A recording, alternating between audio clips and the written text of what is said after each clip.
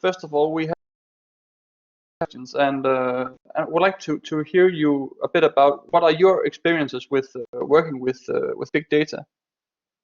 It is my experience is basically a collaborative experience, because this field usually cannot be covered productively and good in a good way if typically social scientists or tourism scientists would work with it alone.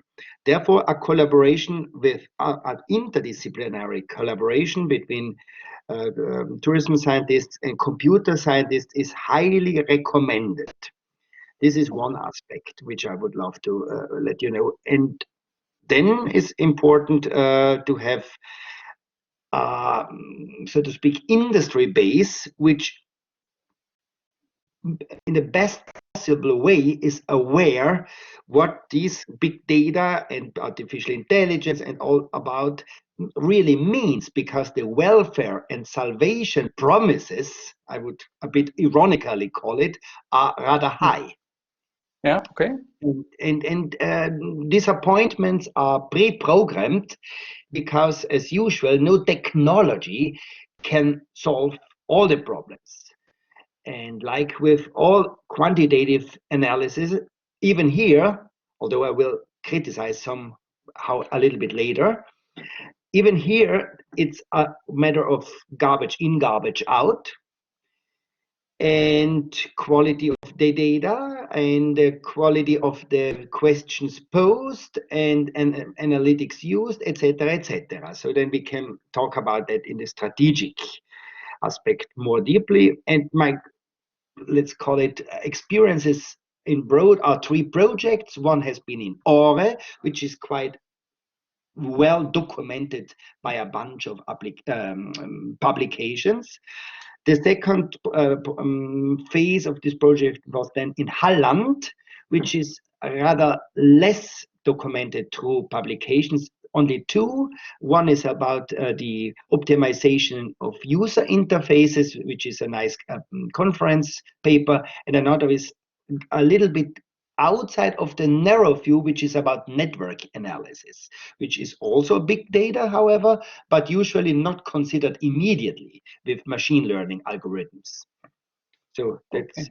And that one is an ongoing project, very little financed, or financed with little money, so about 20,000 euro, not more, where we crowd all the data from Google Maps on cultural heritage and cultural tourism all over Sweden. This is a very interesting project, okay, because we could show geographically the spread of places and, of course, also the reviews. So the traffic, but also what is written, what kind of topics are written. So we did a topic/sentiment analysis of all the user-generated content of all the cultural / heritage tourism sites. But the interesting thing is that these sites are required to be created by the suppliers. So in order to be a place, yeah, a supplier must have created it, and then what is written topic-wise and sentiment-wise has been analyzed. So just this is an ongoing project. Okay, so what I hear say is that you have actually a very broad area of experience in terms of big data. Is that right? This is a bit also. I am humble and honest. Yeah. Humble and honest in the way that I would not be able to do the analysis, especially when it comes to the handling of the data and extraction. Because, as I said, I see myself as the input of how to do it, the what to do it, and how to pursue it and to create the project ideas. But then with the technicians and the computer scientists, it will be implemented, and particularly also the issues solved, because there are always issues, because data will have a very difficult nature to be handled. from Yeah. the extraction point of view, from the formatting point of view, from the size, etc., etc.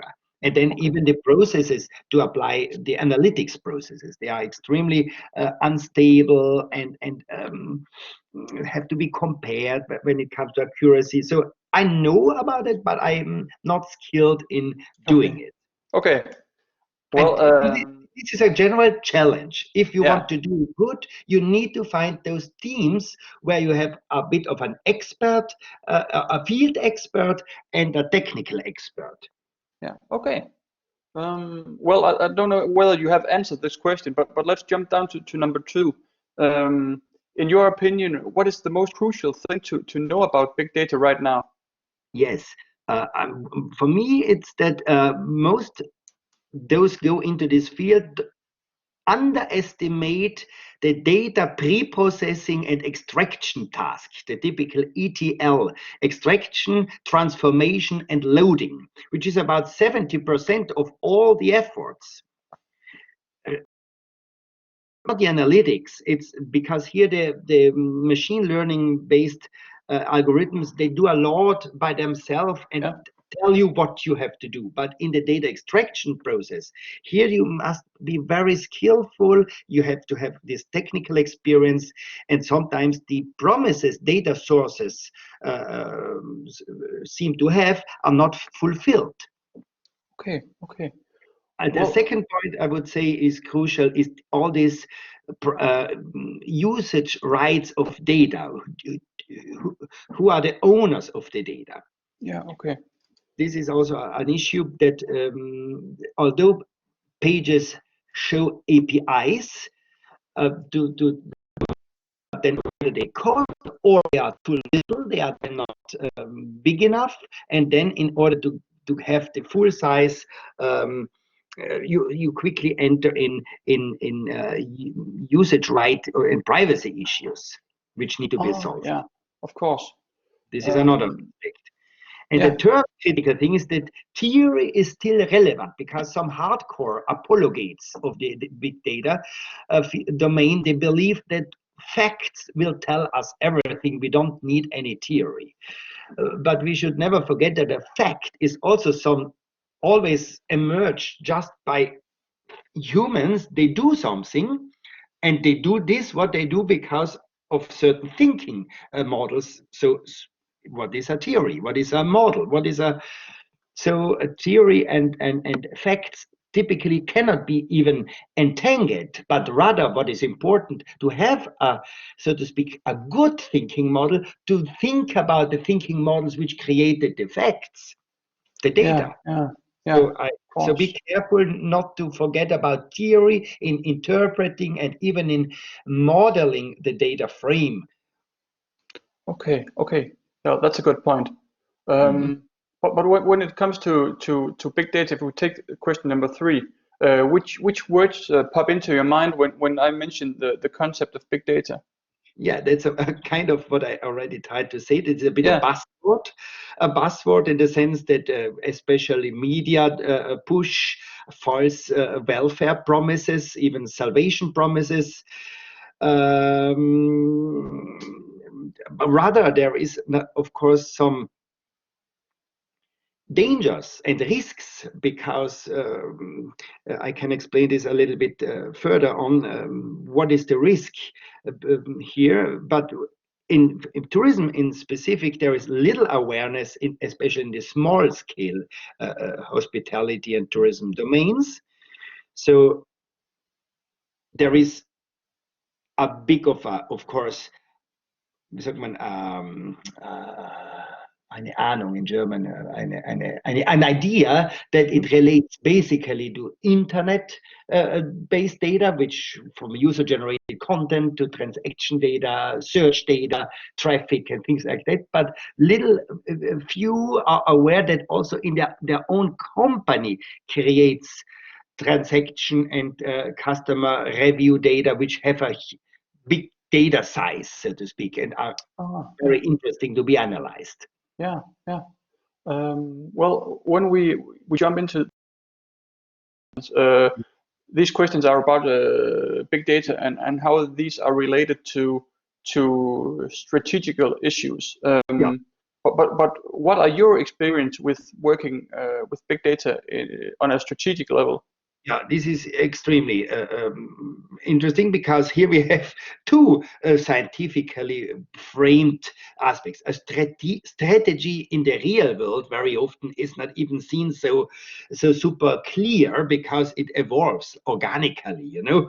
Yeah. But anyhow, the CEOs say at least that it is very important to rely their decisions, so to speak, on facts in general and on big data driven analytics in specific. But when it comes then to a, so to speak, overall alignment of the entire strategy towards data-based decision making and particular big database, then it's totally fragmented and rather eclectic, meaning solutions which are very isolated and not long lasting, and not especially in the small size sector. Like a small hotel typically is doing very little, and when it does, it is very often a little bit a victim of consultancies, because then they give away the data, or then they expect some reports or whatever, but it's not an own expertise. This is the big challenge for this micro-sized, right? Yeah. Okay.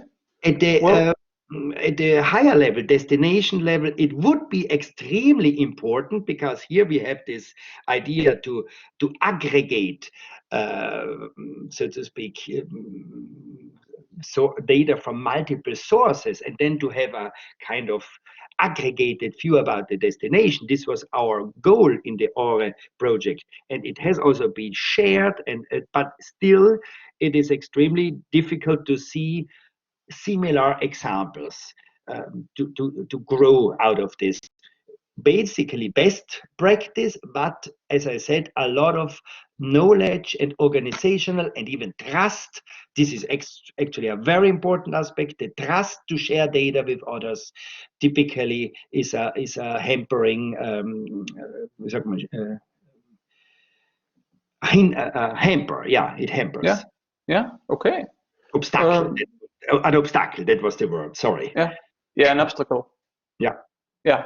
Well, Matthias, when it comes to your research, could you mention some examples with some companies who have been successful in aligning these big data uses to their strategy? This is exactly the question where I can say that those who worked with us, at least during that quite long, lengthy 4 or 5 year project period, they worked with it. These were even small, very small sized hotels like Dot Hotel in Aare, or Copper Hill Hotel, or a little bit a bigger company like Ski Star, which you know, and Holiday Club. But still, it was pushed very much by us, driven and guided. I know some other examples from the airlines, from the DMOs, or here in Austria, Manova or Tourmis, but they are, as I said, all research, very near to the research or academia or to the consulting field, but intrinsically motivated by some suppliers, especially in the small size. I don't know an example. Okay. Okay. Unless something in a consultancy link, where of course data are given out for an analysis, constant analysis, but that's all pure consultancy. Okay. Okay. Hmm? You know about the 5 V's, right? In terms of big data. Sure, but I would rather enhance them to the 7 V's. I suppose you know the 7 V's? No, actually not. Yeah, then Could I you sent elaborate on that? by Mariani, Baggio, and myself, and Hübken, where Yeah. we added 2 others to the 5, which is visualization and reactivity. Yeah. And variability, which is the meaning, which is variable, and the veracity is, so to speak, to have different ideas about what is reliable, valid, and complete, because we know that the algorithms they work with all types of distributed data, with noisy data, with incomplete data, but still this has an effect on the data analysis. So it doesn't hamper the analysis, but it has an effect, and therefore this veracity needs to be considered. And this is why still knowledge is important, to have an idea about statistical and machine learning methods. Okay. Do you have some? Do you know how companies use these 5 Vs in terms of developing their strategies? Do they use them at all? I have to say that, first of all, big data analytics is not my only research field, and I'm presently not so much involved in practical projects because of the disappointment in the past. I decided to work more with data sources, like I told you, Google Maps, where I don't even have to interact with a supplier, because it's for the reasons I told you, from trust to little skill to little knowledge, even not knowing what data they have. A lot of partners didn't even know that their servers are, so to speak, storing the log files. So what their searchers on the websites do and click. So that was new to many. Yeah. Okay. But do you, in your opinion, how would it affect a company's strategy if they start using big data as a part of their business model? Could you see some advantages in using them? Yeah, I totally agree. Then, of course, the customer aspect should kind of dominate, because the customer is the major source of external kind of knowledge and feedback to judge the beyond profitability, which is a very kind of even unethical to some extent measure for the working well of a company. So customer feedback and all the meritory and desirable ways customers react on a company's offer or promise and capability to create experiences. This is basically what should strategically be kept in mind. And then it's important to have to develop a framework of KPIs, key performance indicators, which are related both to some traditional economic indicators, but also especially to this customer experiential and customer behavior, I would say. Yeah. Because experience and behavior is not the same. No. It's no secret that our research project here is primarily focused on the hospitality sector. Yes. And the next questions are related to that. So is there, in your opinion, anything special about how the hospitality sector uses these big data? I would say even less resources and knowledge about the critical issues. But still, there would be data sources of relevancy. As I said, especially in the domain of the internet and user-generated content, there quickly data become huge and require then also this systematic approach of continuous extraction and professional analysis through machine learning approaches. But what did I write here?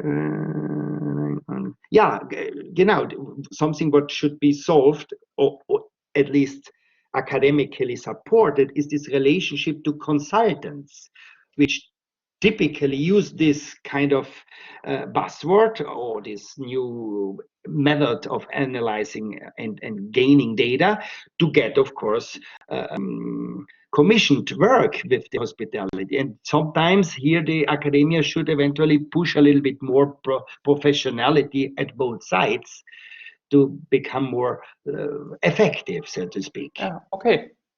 Okay. But are there, in your opinion, are there any areas within the hospitality sector that uses big data more than others? Not to my knowledge, I have to No. say. No, Okay. no. Okay. Could you name some examples of outstanding companies that are successful in using big data in their business model? I know you have already mentioned some, but within the hospitality sector, maybe?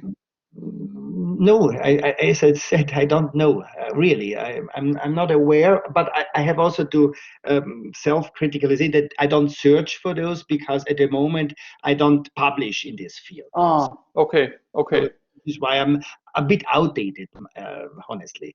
Yeah. So my last, so to speak, papers written on this Ore and Halland project were written 3 years ago, and since then I did not, so to speak, screen the landscape. And there Ah, might okay. happen something, Yeah. but my suspect is, and here I'm probably not wrong, that especially the consultant market has grasped this topic. Yeah. Yeah. I And think you're then, right. yeah, and then the idea is this consultant market driven by computer scientists? How are they, so to speak, settled? Or are they more domain experts? Because if they are only domain experts with little computer science expertise, then I suspect the work could be improved. And the opposite, if they are only computer scientists, then they know a little bit too little about the domain. And that would be then important for the academia to go in and develop kind of interesting collaborations. Okay. Okay. Um, but what do you think about the future of big data? Where do you think we are standing in 2 or 3 years? That's hard to say. Let me see whether.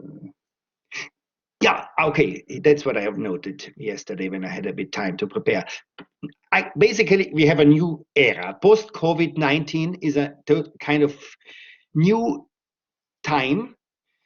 Probably many destinations, many tourism stakeholders, responsibles will use the time that certain unthinkable now is become thinkable and become also more critical in thinking about issues like data property. Maybe a new wave of making data publicly available would come. That we see what Okay. people write, even in Google or TripAdvisor, need to be kept publicly because an opinion cannot be privatized. So there is Okay. absolutely no logic behind to privatize all this data. Okay. Okay. Then what I already partly said, less transaction oriented, but more value based. So what you obviously this is easy to understand that the transactions very often the goal is to increase profitability, revenues, and then thinking, "Pooh, everything is solved." But the opposite is the case. By a transaction orientation, typically new types of problems are created because the type of experience becomes eroding and suffer. The entire wie sagt man, encounters is suffering. Yeah. So what I mean that a value-based search for sustainable, responsible behavioral patterns like ecological footprint. This was one paper we even did. We tried to use big data to look who have a most wishful, meritory, desirable tourism behavior, things like that. Yeah. Or eudaimonic experience dimensions, where people, because of the UGC feedback, we can realize or identify very interesting types of experiencing, where the mindful experiences, empathic experiences, you see, which is all important for responsible traveler behavior, guest behavior, for not the opposite of mass tourism, so to speak. Because we should never forget that mass data, big data, always are created in a mass marketing and mass society world. Yeah. Yeah. and which is something we all very often suffer. Think about over-tourism. The masses should not be molded and shaped, but rather the single, the unique, the authentic. This is why I say a value-based analytics would not to collect data from all over the world, but just from one company, one locality, one community, one location, because here the truth, the social truth is going to happen. You see the point? Yeah, exactly. I'm just gonna jump down to the last question in this section because that is actually related to what you're talking about. Do you think that the companies actually are able to do the things that you're talking about right here, Not, to collect not data in that way? Not really. Of course, here is, as I said, effective teams between computer scientists and technicians and domain experts needed, eventually even considering the open or the public good character, because very often behind these offers are business models to make out a business, which then again turns out into very big paradoxes. Instead, a lot of these, so to speak, approaches should be offered for free as a public good. And this is why academia is so important, to invite computer scientists or even technology consultants and domain field consultants to do a project where this knowledge is tied together in order to offer partly for free, partly for commission. But here academia could have a very important mediating task. Okay. Because, as I said, it's extremely difficult to choose suitable data sources to develop the skills for analytics, for data handling, the data warehousing, the more flexible data lakes, the cleaning, the redundancy, overlaps, privacy issues. It's an extremely difficult area which requires very, very big expertise when you expect that something sustainable to come out. Yeah. Okay. Well, the last question in terms of the future, do you see anything that might disrupt the big data sector or the big data area the coming years? What do you mean exactly with disrupt? Do Another you think, technology? Or, no. what I mean is that do you think that something's gonna happen that changes the way that we use big data or we perceive big data? I mean, the data per se, the data are there because many of our technologies leave traces and they are stored. Therefore, they become traces. If we wouldn't store what we do with in the interaction with our internet-based technologies and other technologies, then we would not even have this data. This is the reason why we have so many big data, right? Yeah. And then, of course, it's important to consider what type of intentions do we have in looking into this data. And this is a value-based, an ethical judgment. Yeah. And then it comes, how much do we trust on these outcomes? Because, and this is what I explain now, big data-based analytics, machine-based learning typically does not make explicit the learning process. Artificial neural networks don't show you how they learned a pattern. They just tell you what they learned. Yeah. But humans, and this is dangerous, not because only of the black box character of this learning, but because the intention of the learning and the learning itself through the loops inherently tied to the external world, be it human and non-human, is all one.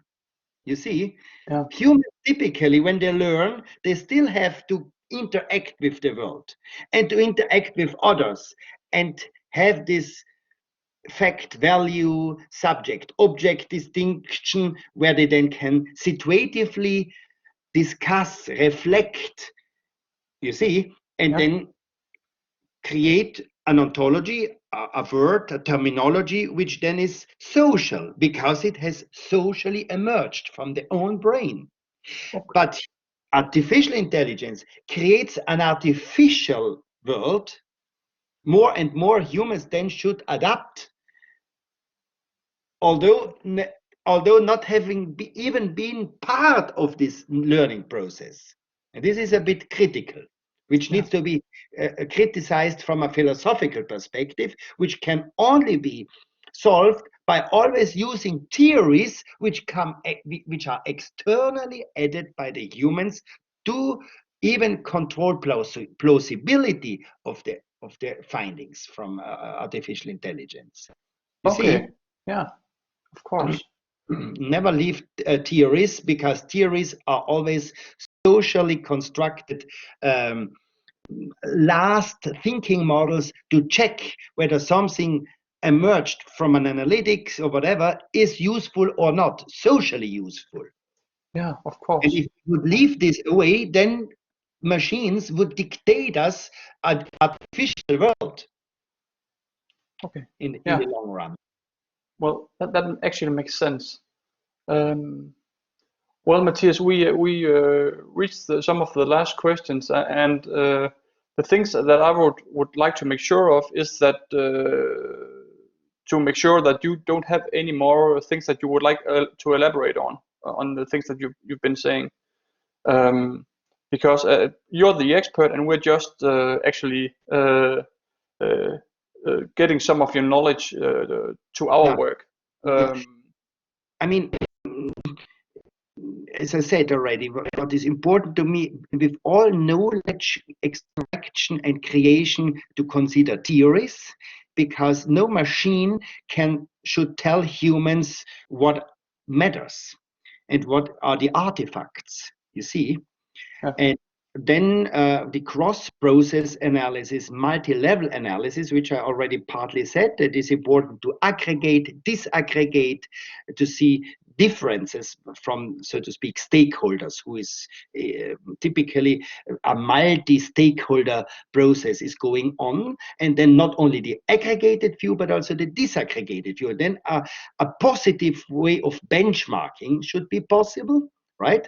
Yeah. And that also mass data, big data, can be created spontaneously, especially in a dialogic form, because through the communicative form of the internet is that we can always interact like in a dialogue with our customers. And then let people talk, write, user-generated content, then is a kind of an answer to a certain question, which then is a dialogue. And again, we overcome this difficulty that machines tell us an artificial, so to speak, world. But here it's not artificial because it's always initiated by a human question. You see the point? Yeah, exactly. I see the point.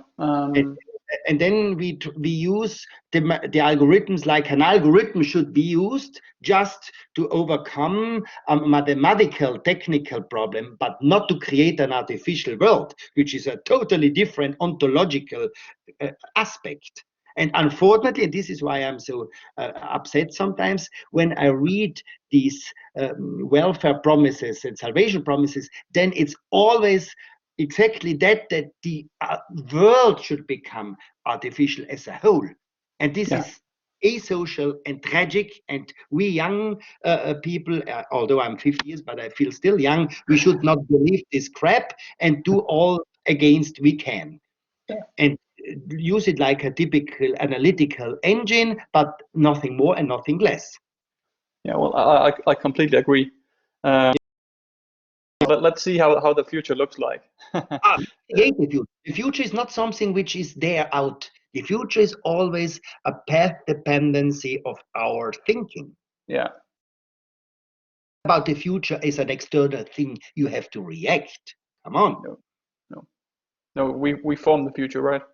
We have to form, first of all, the present. Yeah. We forget about the present because we always think about this bloody future. Who makes the business with the future? Think about that. Yeah. Yeah. The future is always something which is a very, very big illusion of time, and wie sagt man, an illusion of the modernity, and even an ideological battlefield of the modernity. Yeah. So let's. This is eventually the last point. Not so see the spontaneity and the creativity of the humans, not to make them controllable for the future, but make joyful and mindful in the present. Yeah. Okay. That should be the goal of analytics, and therefore also to overcome many of the old, outdated business logics, which are all relied on competitiveness and profitability and growth. This is a degrowth strategy. Yeah. That would be also good. Big data is a degrowth, for degrowth, and empowering the small-scaled communities, which then are also less dependent from globalization and capital, investment capital. Yeah. Well, I know you Nordic countries, sorry when I interrupt you here, sometimes are a little bit not critical enough because you always believe that the capital sector is a good one. Yeah. But it's the opposite is the case. Yeah. No, I think you're right. I think that we have the tendency to believe what we hear from the capitals investment. Yeah, absolutely, absolutely. And you believe that there is a kind of a fairness equilibria, who marriages with the capital is on the safe side, and of course there is a long tradition, Protestantism, even the pirates, and all the historically this can well explained, but it is not good for society. There is other things possible. The society can prosper in another way better. Yeah. This does not mean that we have to be regressive and hate all technology, but we have to make technology for the small scale, to empower the small, and the small scale, not the big scale. And this is a bit of a contradictory, because big data means thinking big for the concerns and for monopolists, but that's very, very dangerous. That's actually a very good point to end this interview with, about thinking, not thinking big, but thinking how big data adds value to the separate areas, right? To whom? How big data add value to the different areas.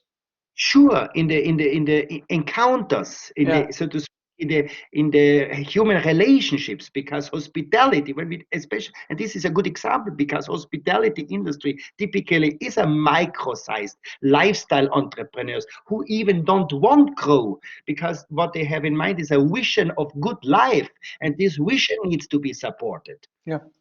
And not made an invitation for the anonymous capital to invest.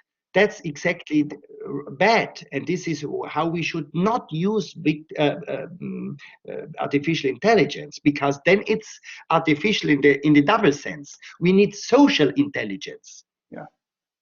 And this is what a machine never can learn, because it cannot be creative. In order to be creative, it needs to be it needs to live in the living environment, and in the living sphere only humans can decide what is so to speak socially relevant. Yeah. Well, Matthias, I think I'm gonna stop the recording here.